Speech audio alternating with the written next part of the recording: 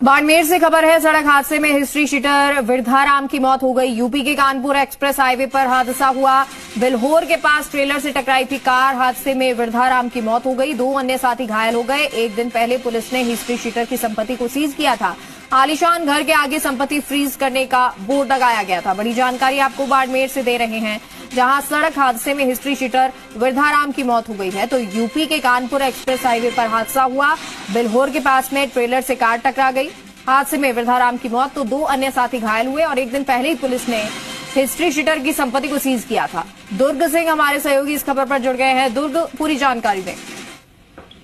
देखिए मेघा, मैं आपको बता दूं कि विरधाराम, जिसके खिलाफ सदर थाने और दूसरे थानों में 10 से ज्यादा आर्म्स एक्ट से लगाकर एनडीपीएस एक्ट और मारपीट के मामले दर्ज थे और ये हिस्ट्री शीटर भी घोषित था। एक दिन पहले ही 2 करोड़ रुपए की संपत्ति जो है वो यहाँ पर उसकी फ्रीज की गई थी।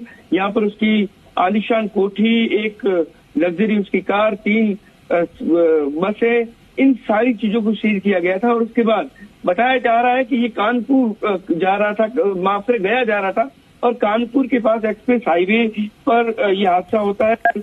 एक ट्रेलर से इनकी स्विफ्ट गाड़ी टकरा जाती है, जिसमें इसके साथी घायल हो जाते हैं और विरधाराम की मौत हो जाती है।